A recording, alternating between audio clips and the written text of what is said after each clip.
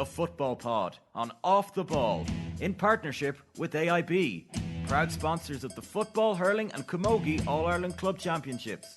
Hashtag the toughest. Hello there, and you're very welcome back to the Football Pod. It's Monday the 29th of January. James O'Donoghue and Paddy Andrews are with me. Who wants to say hello first? Paddy. Good evening. Good evening, friends. What's the story, lads? All's good in the hood. Decent weekend back. Mad, wasn't Hectic, it? aren't they? But they're hectic weekends. A million games all through Saturday and Sunday. My wife doesn't talk to me anymore. She just sit and watching TG Car or RTE for the whole weekend. It was good games though, considering conditions are always diabolical. First game in the National League, but there was still some good ball played. It was windy in Salt Hill, which was a big surprise. I was worried about the Galway game with the camera, but they just seemed to save it after about 15 minutes. I was like, I can't sit through this. And they kept having to cut to really close-up shots of the players. I was like, oh no, not again, please. It's just so January. Healy Park was worse. So you got through the Galway game, and you're right. I think they managed it reasonably well. And then it cuts back to TG Carr, and poor old Gary Sice is getting blown. Fucking He nearly took off. Oh my! I was like, I was the same. I was like, I don't know, can I watch 2 more hours of this? Like, but it actually wasn't bad. It's genuinely a different game. Like, it's completely different traits to be a good player in that weather as to middle of the summer. As much as you learn about yourself and about the team, it's such a different game, isn't it?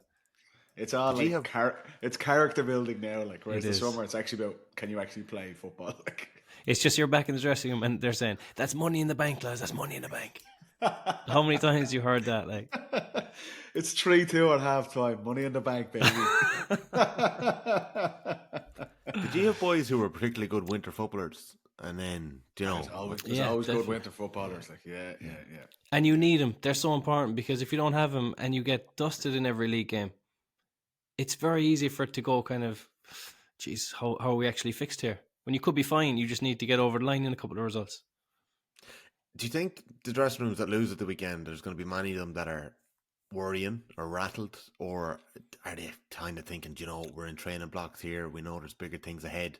Like, do we, because the league is so entertaining, do we read too much into it? I don't think there's going to be many teams losing at the weekend going, pushing the panic buttons. Really. Like, a lot of the games, this is the thing with the National League, a lot of games are very tight as well. Like, you've seen, particularly in Division 1 games, obviously the ones that were getting the most coverage, very, very tight games. Maybe if you're Cork, perhaps, that it was like going up to Ballybuffet, Jim McGuinness's first game, that's always a big ask, but that was a big defeat, you know, double figures. That's, you might be looking going, Jesus, okay, we need to have a look at ourselves here. But it's still January. Like, we spoke with this last year, and the impact of the National League, and Division 2 was probably more important, obviously, because of its direct impact on the championship. But like Jimmy, you said it last year, like Mayo were the best team by a mile towards the end of the spring last year, and they had a disaster in the championship. So it'll be the same this year.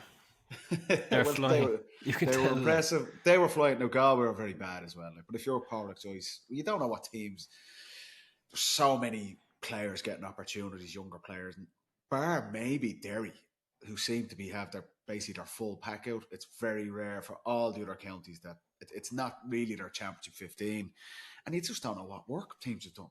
You know, some teams might have 2 or 3 months under their belt. Some teams might be literally 4 to 6 weeks behind someone else. So, but if I you're wouldn't read too much into it. If you're fully loaded as well, it kind of takes away the opportunity of finding a random nugget or a random star, you know, that wouldn't usually get the chance. Like, if you're down the pecking order, if you're down the pen, or if you're young, and a couple of the big boys are missing, that's when you get the chance. If your manager is picking your strongest 1 to 15 the first round of the National League, you're kind of going, this is going to be a long year for me. If you're down the list, do you know what I mean? The ideal blend, though, the ideal blend though must be something like maybe 11-4. You know, Derry went with 13-2 at the weekend. That, like, for those young lads that come in there, Declan Cassidy and Diarmaid Baker, cornerback, both impressed, both look very comfortable on the ball. That's a good time to come in when there's 13 year strong players around you. I always think it's nearly unfair on younger players if you're put in and there's 10 changes, isn't it? It's so, like, whereas and we used to do this a bit with Dublin as well. If you're giving 1 or 2 guys a chance, put them in with 10 or 11 frontliners. Yeah. So the rest of the team is kind of playing to a system and a structure, and the guys can come in and just top up. And you're right. I thought Cassidy in particular was good at centre forward. We know Derry are pretty strong defensively. For Mickey Hart, like I tipped them for last week, lads. I knew they'd go big for this league, and they seem to be taking it very, very seriously. No more so than the 3 Glen boys talking out. But it's forwards where you feel Derry can get real value if they can pick out 1 or 2 guys. And the young lad Cormac Murphy coming off the bench obviously wins Shane McGuigan's free at the end, but just that real pace and directness. Yeah. And then Cassidy doesn't look like an out-and-out scorer, but that kind of link play to supplement obviously McGuigan as one of the top forwards in the game. So in a way, we were kind of chatting off here, I think Mickey Hart's delighted because he's gone and defeated Kerry in the first game of the league down 3. So that's a big win for the group. The Glen boys are straight back in now. They're integrated into the team. It's all systems go. They play Tyrone this weekend. But I don't think Jack O'Connor will be overly disappointed either. Do you know, if you look, they could have won that game. Second half was a brilliant kind of third quarter from Kerry to really get back into the game. But look who Kerry are missing. You know, Dermot O'Connor comes on and it has a great impact. But Tyke Morley, obviously the 2 Cliffords, that's pretty much the spine of their team missing. And taking pretty much everything that Derry have got, they still could have won the game. So I think both managers will go away from that pretty reasonably happy with how it went for them. I wonder will he leave the Glen boys off now? Now that, like, I just think that Kerry away is a big, it's like, come for Kerry away. They're playing Tyrone this weekend. I know. He's not leaving them off for that it's one. It's not getting no any, chance. There's even bigger rivalry. But Kerry away, it's like, hang in there for 1 more week, lads, and come down, and we'll beat Kerry away. What a game for us. And then go away for 2 or 3 weeks. Do you reckon there's a bit of that? I think if you're back in, you're back in. I know. Well, there's a week break after Tyrone, so maybe then they're getting a few days after that, and maybe that's the kind of, you know. But in the interview after, they asked McFall, did you celebrate it? Yeah, we were back in training on Wednesday. Wednesday? Wednesday. You wouldn't even have your phone charged by to take the call. You'd be lost. Huh? You'd be lost. You'd be going to the Garda station looking for a new phone. Did anyone have my wallet and my phone in?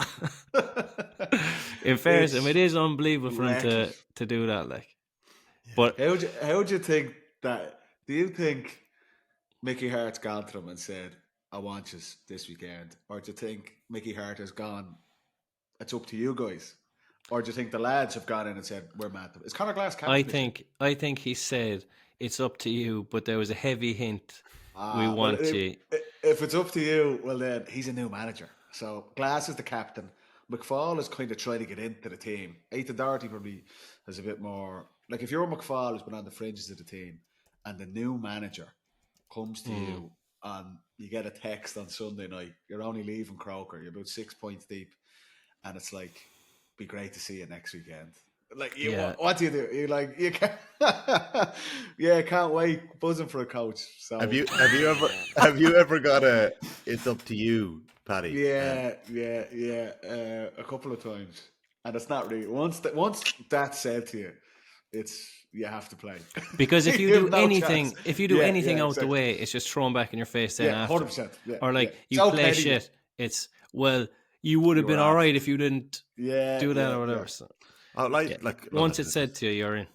I don't think this would be too much of a stretch to suggest that like someone like Ethan Doherty, who didn't turn up to the All-Stars the night that he won Young Footballer of the Year, Conor Glass, who obviously returned from a lifestyle and professional sports person in Australia, McFall, as you mentioned, just back after being away in the States.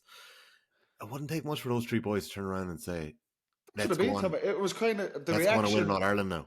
I was watching the game, obviously on RTE, and I think Sean Cameron and Gooch were doing it, and just the reaction on Twitter and everything was like, this is madness. And I agree, I don't think they should have played, but it could easily, I wouldn't be putting the blame at Mickey Hart, because we don't know. The 3 lads, like you said, easily could have just turned around and go, we're mad to play this game. Yeah. And then if you're Mickey Hart, going, great to have you back. So we don't know the ins and outs. It was just surprising. My own perspective. I thought it was class. Jimmy, I don't think it's something mad. else from the boys, like. But it's not. I don't think it's crazy once they get the break at some stage. You can still time the rest, but like you got to take a couple of weekends off there with no. Imagine how intense a club All Ireland run is. Oh, you know, Paddy. How far do you go on that? Do you go to an Ireland semi or Ireland final? Leinster final. Leinster final. Last Leinster Like, final before Christmas. That's full on, heavy. yeah. It's heavy load. You're playing for a lot But of also, pride Jimmy, and passion there. it's 2 years they've been on the go. 2 years of it, and they not got just straight last into it season. last year. They got straight back into it. And they went in the week after. So it is literally 24 months on the You'd spin. want two weekends off, honestly, at least, and that's being very stingy. That's the thing with the schedule. If you look, it's league. Derry clearly are gunning for the Division 1 title. Then they're straight into the Ulster Championship. Of all the provincial championships, there's no rest there. So, look, it's an interesting one. We don't know the ins and outs. The players mad for a road easily could have been. Might have Mickey Hart turned around saying, "Get back, we're playing Kerry. It is a marquee fixture." Like for example, I know Dublin play Kerry at the end of this month, 24th. I would expect the Cliffords will be back for that. Like Daisy Farrell hit the other night after the Monaghan game, that Cluxton and Fitzsimons and John Small and Paul Mannion, these guys will see action in the league. There's fixtures in the league that are big games. Yeah. And I no doubt Mickey Hart was looking going, we're playing Kerry away in our first game. And you could see that. Yeah. That like a statement. James, if players wanted a weekend off or wanted a few days off, you'd hardly go straight to the boss man. You'd have to go canvassing off a selector or something, would you?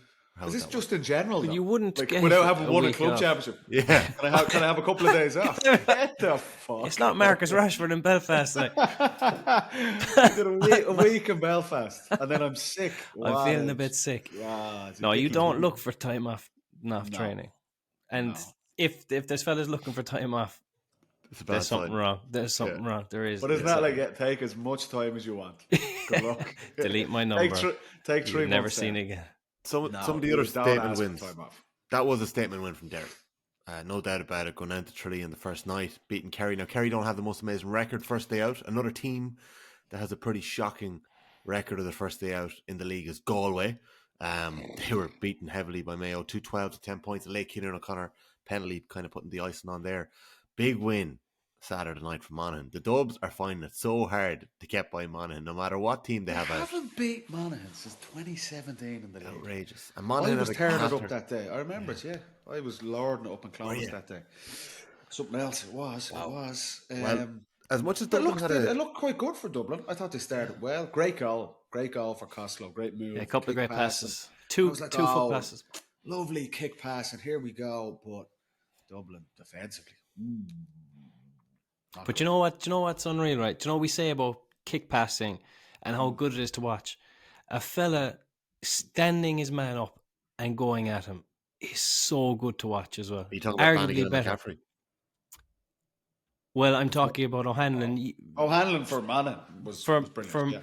Most importantly, I think that the way he just gets the ball and he goes, and the whole crowd knew in the second half. Every time he got it, it was like, oh, and he just did a little shimmy and just went for it. And there was 3 or 4 hanging off him. It's so good to watch. It's a hell of a lot easier to do that when you're lightning quick. Yeah. There's times I've got it myself and I'm gonna stand this fella up. And you're in third gear. He's like, it's not happening. But O'Hanlon, if you've that pace, why would you not? Like McCaffrey, obviously on Dublin side, it was a brilliant counter attack move, and Dublin missed the goal opportunity. It was a brilliant move. But O'Hanlon on Monaghan's side, he gets a brilliant goal, causes havoc in the second half. Monaghan could have really, this was going to be the team of this match, really direct runners, and Dublin were really, really struggling with that. But for Vinnie Corey and Monaghan, like we're talking about teams missing frontliners, and every team across the board, bar with the exception of maybe Derry, were under the pump there. But Monaghan without begging. McManus, obviously, probably their 2 most important players of the last 10 years. What a result for Vinnie Corey. Yeah, you know, they're their best players. So for Monaghan, the big thing here, for them to get a win on their own, if you get to 6 points in Division 1, you're pretty much nailed on to stay up. And Monaghan will fancy their chances now. Like that's a big win. And you could see Desi Farrell was probably a bit frustrated after that game because it puts Dublin under pressure to stay in Division 1 now. They go to Castlebar, league specialists, Mayo, on Saturday night, but not winning their home games. And particularly when losing your first game is... Like I said, I don't think you asked at the top of the program, Tommy, are the teams kind of panicking around it? No, it's too early for that. But I think there's teams and coaches who will be frustrated at how the first weekend went for them. Yeah. With Monaghan, like, a win away to Dublin is a great win for the camp. Yeah. It's like, and you could even see them on the pitch after. They knew that they'd done something important and kind of special there. They were on the field. They knew they had a couple of big performances from some players who probably needed a big performance. That can give your whole league just a feeling of we're going to have a good year, and like that kind of enthusiasm can give you that momentum and give you a chance. But just on the say when you're taking on a man like that, like all the Monaghan lads just stood them up, and when around him it was unbelievable. But say you beat your man, right? Say you're going past him and you slap away his tackle, his near hand tackle, and you're past him by a yard or two. Automatically, another defender has to leave his man to cut you off, right? So already now you've got that 2v1 situation. An overlap, yeah. And like, it's God knows what's going to happen. It's a goal chance from there nearly for a lot of, say for a Dublin, it's probably a goal chance once they let that happen once.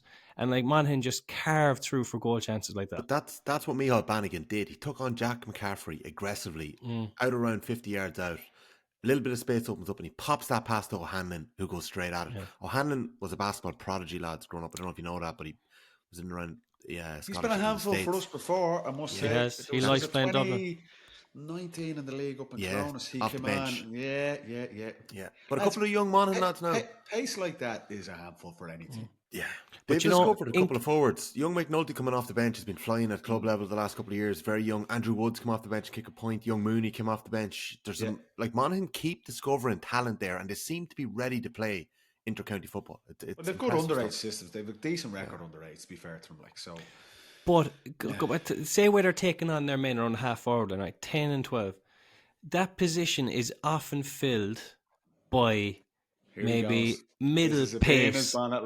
No, but fellas who don't have that skill or pace.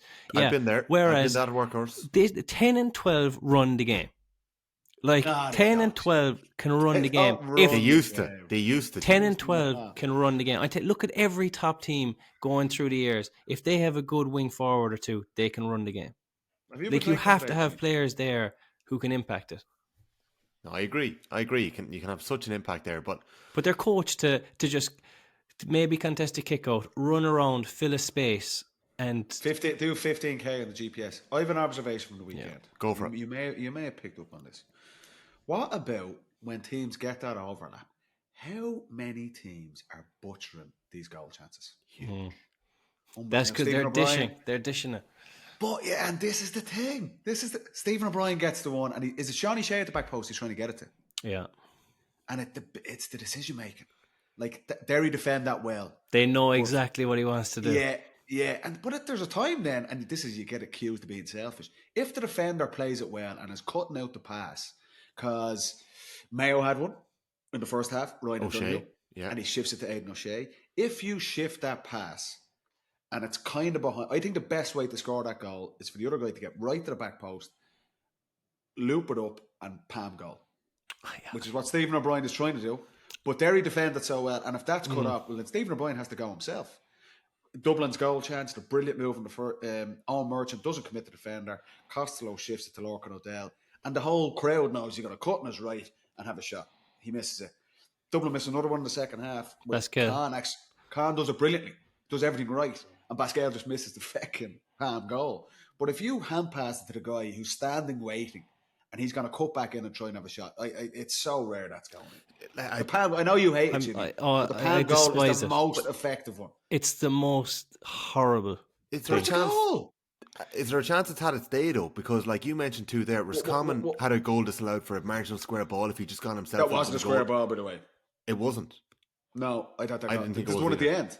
Injury time. No. That should have stood, yeah. I'd agree. James, do you think this has had its day, the palm goal at the back post? Can we go back to players shooting? But it's so effective. Popping the ball into the corner. It can be effective, but Oran Lynch knew that Stephen O'Brien wanted to pass it. So Stephen O'Brien has to read that then and go, I've got to bury this. So Stephen probably should have buried it. But he'll argue that he did the right thing for the team. But I don't know. Not when they defended it like that. That was the wrong thing. They defended it so well. That was the wrong option he took. Yeah. If the guys commit, then 100% pop it over the head, back post. But Gooch said it in the post-match analysis. He was like, Sean Cavanagh kind of goes, "Would you have slipped it?" And Gooch goes, "There's not many times I'm slipping the ball in front of the goal." Like basically, you know, like if you're forward and you love that feeling of scoring. Like that's just a kick it in the corner. He's rolling that into the corner. Yeah. He's rolling into the corner. Yeah. So, but I know for a fact we're coaching differently. A lot of teams, they're coaching drills where you run in. You see it in warm-ups. They're running in, dish it, tap in.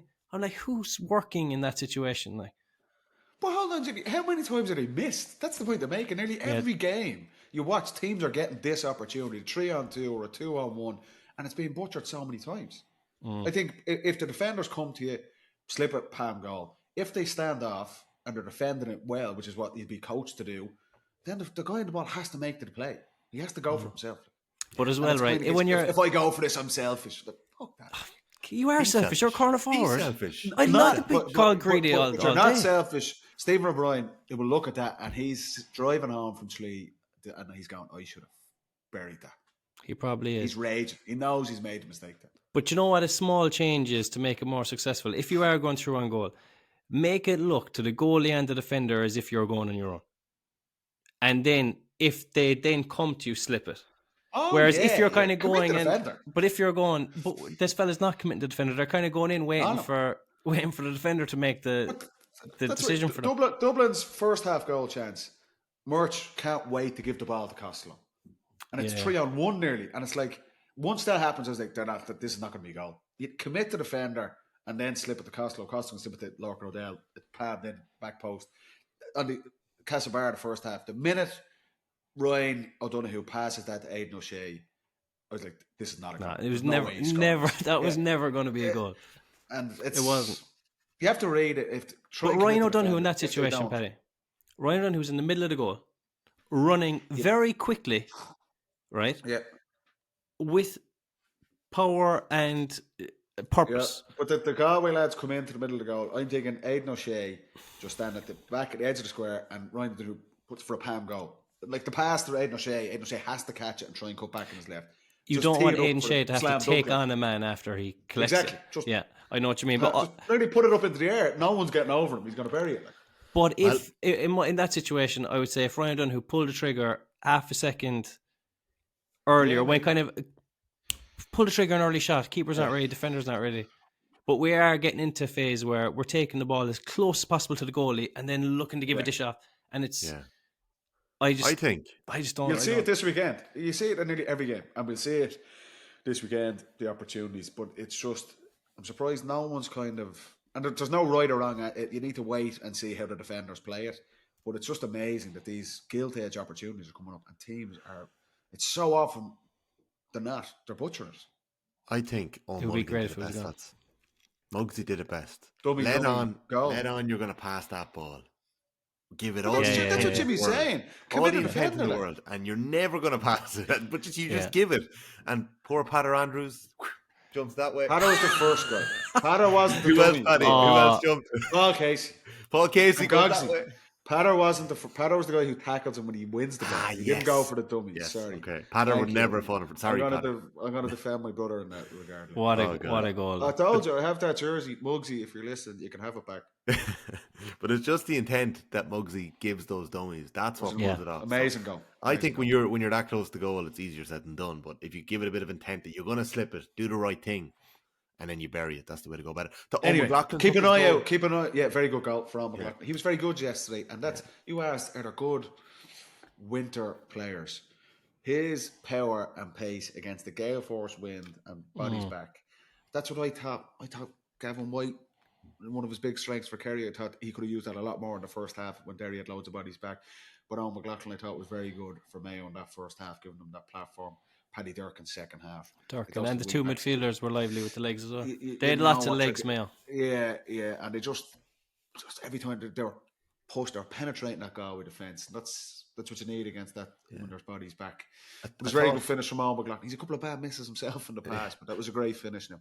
Yeah, I thought he's kind of buried a couple of goals like that before, but just again the intent. I thought Fergal Boland on his return to the panel. He's been dropped by a couple of Mayo managers over the years, Fergal Boland. A couple of lovely scores. A scoring wing forward, James. One of the boys that you'd enjoy. Flynn on the other side is carried on, clips a lovely couple of scores himself.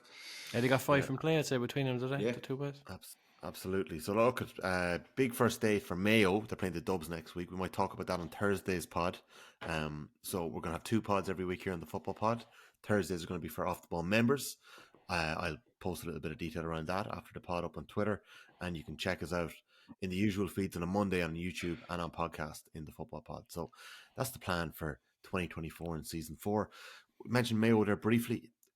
Is Porrick Joyce, like I mentioned him last week, as my team to watch for 2024? Should I be backtracking on that decision already in January 29th? Like, can they get it together? No Peter Cook, Kenny McDade's not going to be around for the league. Peter Cook's gone for the year. He's out. He's not in the panel. Yeah. Yeah. Now maybe he comes back at some stage. I don't know. But I think work-wise, I think he could be just got to step back. But look, at Galway. Any sign of Silk? He was in the stand. There was a photo posted of about 9 Galway footballers in the stand. McDade was there, Comer was there, Silk. If you look, and this is similar to Kerry the other night, like Sean Kelly, Killian McDade, Sean Kelly was there, and Comer are missing. So as your centre back, your midfielder, and your full forward. You know, the spine. Cook wasn't there. Conroy was sub. Like, you're taking out literally 5. The spine of their team. The spine, yeah. So will Joyce be? This is the thing, Tommy. Guys are getting opportunities. No, bar Derry, teams are so many players getting opportunities. No one's near full strength. So I agree. I think Paul's just be looking at it going, I've given guys an opportunity, and maybe some of these guys aren't up to it. That's what he'd be looking at there, more so than kind of saying we're under the pump for the rest of the season. You know, he said Kerry missing their centre back in Morley, centre forward, Paddy Clifford. David Clifford inside. Galway the same. You know, you take the spine out of any team, they're going to be under a pump. Galway were beaten well, but I think the biggest thing Joyce will learn is go, I gave 3 or 4 lads a bit of a run out there, and maybe they're just not up to this level. I think that's what he'll take from it more so than any major panic around their long-term chances for the season.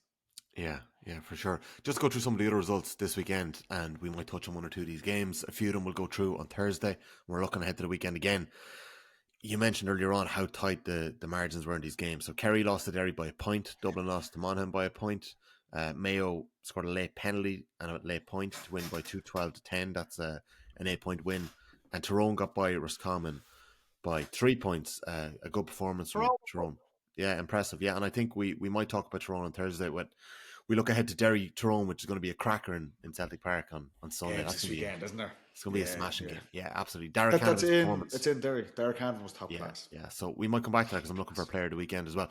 In Division 2, I wrote a piece around Meath this week, and they're 15 years in Division 2. And if they wanted to get out this year, 15 of the last 17 seasons they've spent in Division 2, I nailed my colours to the mast. I said they'd need to beat the promoter Fermanagh to get on and start making moves out of the division, and they drew. They were very lucky to get a draw, I think, in the end.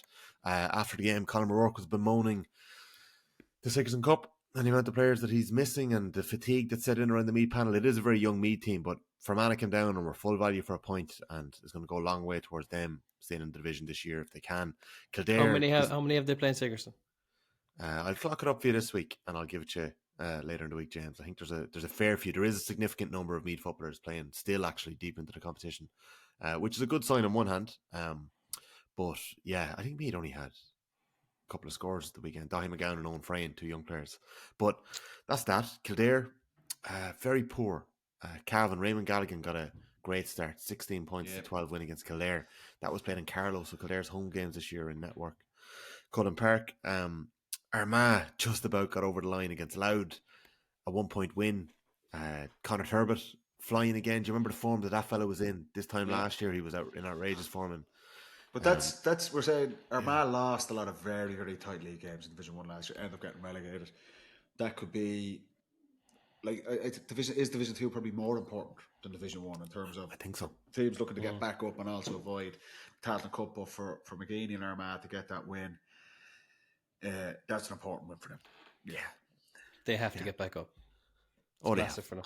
Yeah, 100%. And another team that would be targeting, and sorry, Sam will write a very late 45 to get a draw for Louth. It would have been a big boost for Ger Brennan and his management team to get that draw first day out. So Louth have Cork next weekend, and that is a must-win game for both Louth and Cork, who had good leagues last year, because Cork got whooped by Donegal, 120 to 2-6. Cork posted one of the lowest scores of the weekend. I think it could be the third lowest score of the weekend. They're 2-6. And that was a relatively tight game in the first half. Cork's goals keeping them in touch, but Donegal posted 120, lads. Like, that is a very impressive scoring this in time the of conditions, year, in Ballybuffet. Hectic scoring. Yeah, and the player I picked out last week as a player to watch, Oisin Gallen, pulled out before the game, wasn't available. So, like, Paddy McBurty, what did you say he scored, Paddy? 1-6. 1-6. Took his goal very well. So great goal. Yeah, impressive stuff from Donegal. There was a chat. There's an guy overlap, and he's kind of looking. Will he slip this off? Defenders are backing off. Paddy McBurty, have some of that. Bang it. Loved that. Yeah, loved it. So that was really Chris impressive stuff. Jones came up with a worldie of a goal. He did. He did. Chris Just to get that in there, Jimmy. You can edit this bit out. Chris, you got 1-1 laid on. Absolutely. Good He shout, got James. 1-2. He got 1-2. But no, the goal was, they were cut out. The goalie was gone out the field. Was that similar to Conor Gainey's goal? Yeah, very similar. Even though Conor Gainey's finish Great finish. was tidy, do you know, he put a bit of pace in it. Backed himself. The What last about, thing you want to see there is a watery, dribbly, safe kick, and next thing Yeah. it's taken off the line. Or Scratches over he, the side. he just over the said, goal line. top spin it in. Yeah. Are we chatting about Donegal at all here tonight? Or are we saving our because that was I liked what they were about yesterday. Yeah. You know, and everyone's kind of looking what's Jim McGuinness going to bring to it. Intensity. To be fair to them, they're going at it from all over the pitch. So it's definitely not the more maybe conservative style which you would have been known for in his first stint. That was geez, if you're a Donegal supporter, you're excited by what you're seeing yesterday. Definitely. 100%. Yeah. Like some of the players that stood out to me were the likes of Paddy Mogan and Ryan McHugh are obviously back, but Kieran Moore playing wing back is a fella I think we're watching this year. Redhead, bursting up the field, the kind of pace and power that you would have expected from some of the Donegal. I actually missed that. Some of the Donegal boys back a decade ago. I just think he's a natural fit in a Jim McGuinness team, and Keelan McGonigal playing centre back as well is driving up the field. So like, yeah, I just think, you know, Donegal's 6 starting forwards, their 2 midfielders both scored. That's a I good think sign. that Donegal's problem for a lot of the time last year was they were too slow. They were just kind of lethargically moving the ball around the field. I think McGuinness's main thing. But it didn't work. It did not work. No, you know, like they were too slow. Whereas McGuinness, I guarantee every drill inside in training is just helter skelter, 100 miles an hour. Just get them used to moving the ball fast. And I don't think they'll kick that much ball yet. I think they'll run a lot of it with pace. But I think that's going to be the major change for them. They're going to play at a way higher pace this year. Well, it's such a contrast, and you can see it and that kind of methodical style of play. That's kind of coming from the coaching team, and some teams play that way, and it works for them. But it's clear that they're silly chalk and cheese from Donegal in 2023. McGuinness, even through the McKenna Cup, which I seen the other day, it's like go, all he is go, and mistakes will happen. That's fine, but that's an exciting thing to watch for us, and I'm sure the players. And the fact that they were such convincing winners against Cork, like Cork are one of the strong teams in Division 2. So I was kind of questioning the Donegal of the firepower, kind of what way are they going to approach this thing. But as a starting point, I think that's a great start for them. Yeah. Well, like Cork have a watery enough record in their first outing. You know, I don't think they've won a game since 2017. Yeah, Kerry are quite records, poor. Were you watery enough, James, in Kerry in the league? Do you know that first game out? Early Is there games. something We didn't have psychological a great. going on here that We you didn't just have. you can't get it up in January. Oh, Jesus. Sorry, you can't get up for it. We're still on about the National League. The thing is, it depends on when you've gotten back in, what your goals are. At that time, when I was playing, there was like the games were spread out. Even you could get fit about 10 times in the year. So there was 3 weeks between championship matches, at least sometimes, maybe even 4 or 5. A big break between the league and the championship. So I think it is different now. You don't want to be miles behind and chasing, but at the same time, the first 2 or 3 games in the National League, give some game time to fellas, get their fitness up, try and find 1 or 2 who'll be part of the team, and then just off you go. It doesn't have to be every game. Doesn't have to be an All-Ireland final National League. the best time to play Kerry in the National League is the opening weekend. Really? Ah, yeah, of course. And I'd say the same at Dublin. Like you're never top of the pops in January. Yeah. And Galway as well. I think Galway teams will be targeting them too. So we'll see those teams as the weeks go on. Just to mention Division 3, Clare got a massive win in Ennis. They won by a point, 9 points to 1-5 against Sligo. Tony McEntee, Sligo. That was a big win for either one of those two. Westmeath got by Offaly. Desi Dolan hoping to build on that, a 4-point win. In Tullamore, Limerick fell short against Antrim. James's team to go down this year, 2-14 to 2-7. Hang on. That one over you, James. Who did I say was to go down? Antrim, but I listened back to I didn't. I said Limerick. I listened back to our game last week, and I was telling you that you couldn't pick the same teams, and I actually picked the same team twice, so I apologise for that. So we won't hold it against anybody. No, I'll hold it against you. That was on Thursday's pod, and Wicklow had Down and Ockram. They lost by 5 points. Down getting a win there first day out, 18 points to 13. In Division 4, Killeen Roche from Laois. Who's top of Division 4 as we speak? Condalitrum. Thank you. Yeah, and they were the joint highest scorers of the weekend alongside Donegal. Darragh Rooney kicking 10 points from full forward. Very impressive performance. They bet Waterford 217 to 1-5. Wexford bet London 113 to 1-9. Carlow bet Tip 310 to 114. And Longford fell just short to Laois, whose goalkeeper kicked 5 points, including 3 from play. So Killeen Roche, Brody. Big performance. No, new goalkeeper in Laois. New goalkeeper, okay. There you go. Could I get a footballer of the weekend before we wrap up and we start looking towards the weekend? So a footballer of the weekend that really kind of caught your eye, that maybe is a fella that might last beyond the winter, a fella that could have an impact in the championship, somebody that's motoring well already this year. A couple of stand-up performances. I go for O'Hanlon straight out. I thought he scintillating is the only word. And it just made me think about effective ways of attacking and how you can get a step on a fella and what kind of things it opens up for you. It's different to just the same old lateral play. He gets it. He goes at his man. It's exciting play. It kind of helped the way Dublin were defended as well, to be fair. But Dublin defend like that, Paddy. It's very much mano a mano at times. I'd hope they defend a bit better come summertime. But no, obviously the quality of defending was poor. But like that's how Dublin's set up. Like O'Hanlon's done it before against Dublin. He knows he gets that room to take on a man because they're not flooding the place with bodies. So that is probably the game where he can get extra joy. But he took advantage. And when he was playing well, he kept going. He was like, I'm going to play better. I'm going to kick another score. I'm going to create something. I'm going to be fouled. I just thought he kept the foot on the gas the whole game. Yeah, he was class. I would say if we're talking about impact on the championship come later in the summer, I thought O'Hanlon was brilliant at the weekend, but I think he'll find it more difficult against more set defences. Yeah, I thought Derek Canavan was exceptional. I thought he was exceptional last year, and I think he's carried on. The big challenge for Tyrone, and we said this last year after All-Ireland quarter-final defeat to Kerry, was to try and get a system around him and Darren McCurry and, to be honest, his younger brother as well, to try a way to facilitate a bit of cohesion in their attack and not just be relying on brilliance, because he has that. And I think he showed it again yesterday. Really tough conditions. Like I said, the Rossies, the way they play, you probably get maybe a little bit more space. I think he's going to have his hands full this Sunday against Derry. Probably Chrissy McCaig, or would you put Conor McCluskey on him? Size, speed. Is McCluskey probably a better fit for Canavan? I'm intrigued to see that, but I thought, and Mickey Hart knows him inside out, but I thought Derek Canavan was... I love watching him play, lads. Yeah. A little bit of a man crush on him. I think he's... have you seen that? He's a great player.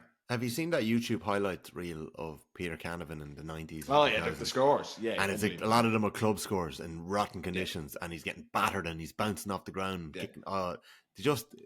Dara has the same, and I know Rory's similar too, but Dara has that same bounce back ability or that ruggedness that he's able to just roll with the punches and just, he's got a magic. His kicking is excellent as well. Like his conversion is extremely high. He never misses a handy one or never misses a lazy one. You know, he's always cracking it straight over. Yeah. Must say. Now the defending, there was a couple of scores. The defending was from wide open back there from Roscommon. Yeah, you think that you dive on the boot because he pulled the trigger kind of quickly a couple of times. You think he'd be under more pressure, but he punished what was in front of him. Yeah. Well, on that, a little controversial thing for the weekend. Red card. Now, Tyrone, we've kind of hammered him a bit for the disciplinary issues in the past. What do you think of Conn Kilpatrick's red card? That was never red, or was it? I didn't think it was red. They've appealed it still to get off.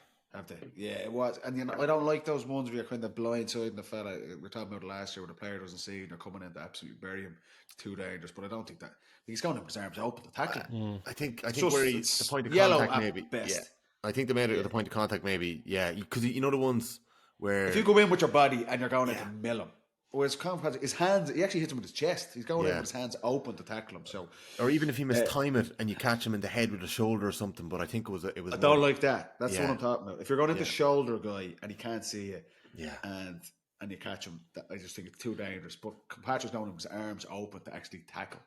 So. Yeah, maybe something was said to the ref, or maybe he misread. I don't know. I don't think so. I think it was just probably. I thought it was the wrong call. Yeah. Okay. Geez, lads, it was a quality weekend of football. There was so much that we could have chatted about there. I'm happy we have 2 pods this week on the football pod. So we'll we might leave this one. Did we settle on it? Is it O'Hanlon or is it Darragh Canavan? Who are we giving it to? Are we giving it to Stephen O'Hanlon? One each. You have to go for one now, Tom. No, do you know what? I'll make the decision on the 2 players. I'll make the decision here. So. You have no one else. Tommy's playing God again. Any other games? No, I think I'm going to play God here. Yeah. Egomaniac. I think for the sheer excitement that what he brought to the table and the electricity in Croke Park on Saturday night and Monaghan getting the job done, I think Stephen O'Hanlon's our footballer of the week in the football match. I think we'll go with that one. Great. Thanks, Tom. Thanks for your support. Lads, I'm already looking forward to Thursday. We will look ahead to the weekend. There's another great weekend of football, 16 games. Great weekend of ball this weekend. And then there'll be a week break, so there'll be a little less after that. So, looking forward to that. We'll have a bit of crack on Thursday. Appreciate it this week. And, anything else before we finish? Any overreactions from January? Any teams that you want to write off after the weekend? I'd be worried about Kildare. Okay. I'd be worried about Kildare. I thought that after a poor season last year, they'd have got together. They'd have got together and said, lads, that wasn't it. We're better than that. Even the team they have is still strong on paper. I know that's a curse. But you think they would put in a good winter, come out first National League game. Cavan, it's at home. I know it's not their home venue, but Cavan is a winnable game for someone of Kildare's quality. Will they go back to Croke Park now for the next time? Don't think so. I think they're set. No. Try somewhere else. Croke Park or nowhere. To get out of Dr. Cullen Park. They might go to Port Leash for the next one. Yeah. I think they need a win next week. That's somewhere where the county needs a bit of enthusiasm and a bit of goodwill around Kildare. They need a win next week. Who does Kildare have next week? Are playing Fermanagh in Brewster Park next week, and then they've got Armagh. That's no gimme. And at Fermanagh, Fermanagh are very well set up against Meath and actually could have scored a couple more goals than they did. They've Fermanagh, and then they've got Armagh in their neutral venue of Carlow the week after. They need to win this weekend. Last week, it's tight. Division 2 is tight. But they don't have the cushion. They were flirting with it last year. It's not a good start. They were flirting with it last year. They were in trouble. Yeah. Okay, so there you go. We'll see. We will see. All right. I don't think that's an overreaction. I think that's a pretty fair call. Lads, appreciate it. Thanks, Tom, supporting me again on the pod. Jeez, twice. And you attacking me last week about Kerry. I know you actually feel bad about that because it was ridiculous. He was texting last week. I thought I was on the money. James O'Donoghue, Paddy Andrews, well done, boys. Thanks for tuning in to everyone at home. We will talk to you all on Thursday.